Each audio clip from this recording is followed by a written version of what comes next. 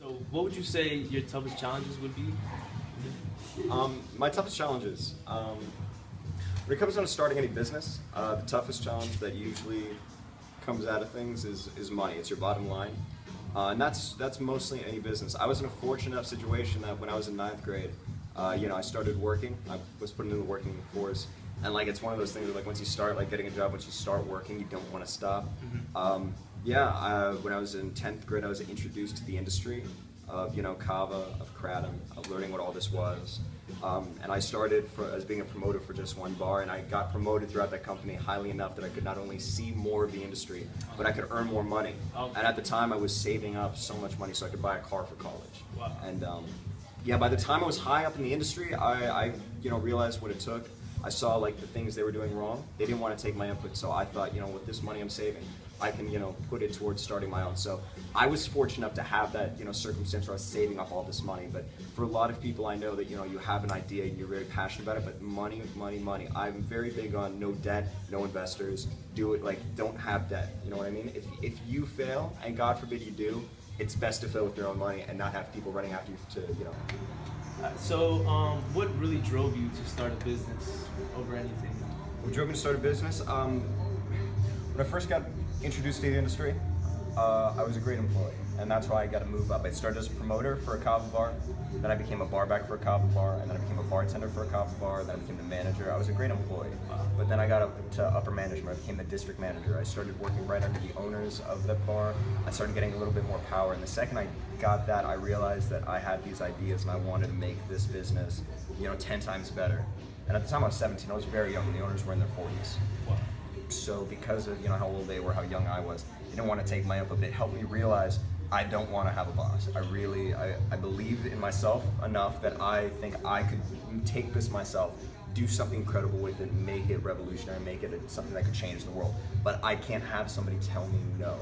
I could have somebody give me their input and say, I think you could do this better, and that's completely different. But somebody who flat out says no, and I know for a fact it will work, that impedes me from being the best I can possibly be. So I wanted to be the best I could be. In that moment forward, I told myself, no more bosses. So you're okay with taking all the responsibility, anything that would go wrong would fall upon you, anything that would go right, you just wanted to be top. If the sink ships, I want to at least be the captain. Okay. If the sink ships, I don't want to be the waiter on the ship.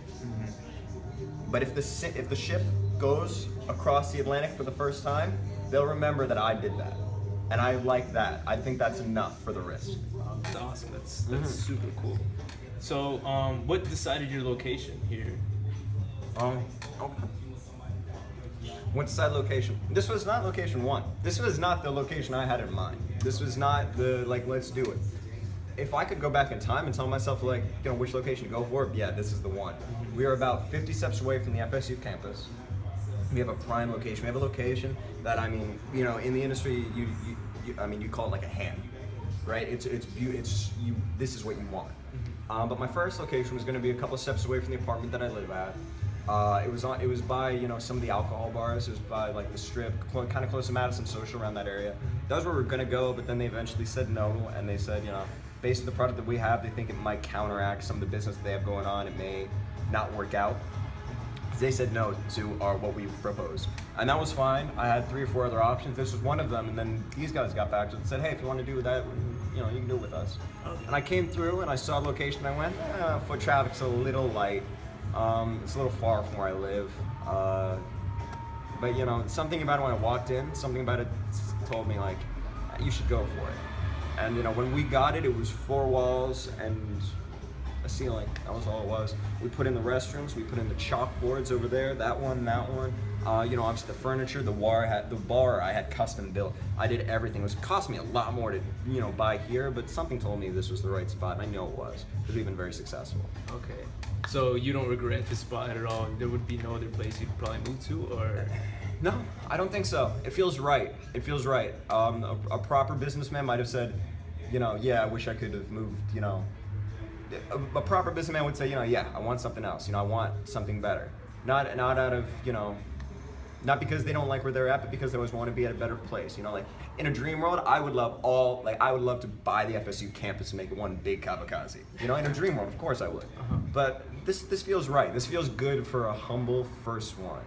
This feels like you walk into it in 50 years and you go, this is where it all started type place. You know what I mean? Okay. So yeah, I want people to walk in and go, wow, look at how humble this was. I mean, the second location we're looking at now, and we are looking at second locations, it's 2 stories. It's two floors. Floor 1 will be the bar, floor 2 will be the total lounge area. So I like this. I like that it started real small, real humble. Couple cornhole boards, beer pong table, like 1 bar fits 15.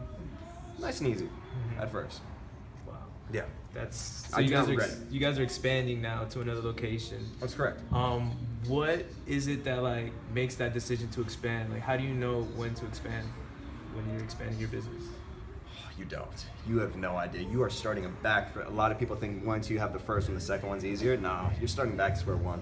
Not until you have 500, opening another location is easy. But I mean, this first 10 locations are hard because you're starting back at square one. I'm going back to the days where I was going, Jesus, I made this much. I needed to make this much. I'm half of that right now. We got 4 more days. What am I gonna do? I'm not making rent. I'm going back to those days. But I'm going back to those days knowing that I was in those days once and I can do it again. The real thing it came down to for me was how successful do I want to be? I want to be the best at this. I want to be the biggest in this industry. I want to be #1, most impactful. And I want to get that going now. People are starting to pick up on Kava. People are starting to pick up on credit. People are starting to go, oh, this actually might be the future. I jumped in this industry before it was, and I want to lead it when it is. Does that make sense? Yeah. So you want to become the best that there is. That's in correct. This industry. We're not there yet either. I've been to all the ones in this state of Florida. Florida has the most. I've been to all of them. We're not the best yet, and that bothers me a little, but it makes me hungry. It makes me want it. You know what I mean? I see the best one. I know which one the best one is in my head right now. I see it and I go, we'll beat them. We'll be better. We'll be better than that. Give me a couple years though, but we will do it. So what tips would you give to somebody who's aspiring to be an entrepreneur in the future? Learn how to work hard. Learn how to work hard. Learn how to not sleep. Learn how to be the jack of all trades. Learn how to come in with a smile when in your head you know that you have 4 more days to make $3,000. Learn how to wake up in the morning and get the drive to go do it. And nothing will teach it to you except for the experience. Make sure all your bases are covered before you go in. Everyone, let me tell you, when I first came up with the idea of Kavakaze, when I first thought this is what we'll do, this is what I'll have, I wanted nothing more than to drop out of high school right there, go buy a spot with the money I already had, and say, let's go, let's do it. I spent a year working, a year of my life where every day I looked at my phone with the Kavakaze logo wallpaper on it and went, today's gonna be another day that I further it. I met with investors. I had people fly out from Los Angeles to come meet with me about it. I spoke to literally hundreds of people, went to different Kava bars, spoke to managers, owners. I did the same thing you're doing now, asking them questions, figuring everything I can out. I did it all. And every single day, all I wanted to do was open it up. But I had to wait. I had the money. That was the big thing. I saved so much money. God, having a bank account with that much money in it and you don't spend a penny of it and then seeing it all go away into a dream and then 2 months later realizing your dream might fail, there's nothing worse. Learn how to deal with that, learn how to work hard, learn how to wait, be patient, get it all together, get ready. When we opened, I was ready to go. The only thing I was ready on was for the lacquer on the bar to dry. Wow. Yeah. Well, I think that might be all the time we have. Excellent. Thank you so much for your time. My pleasure, Bradley. I hope you got an A on this one. You should.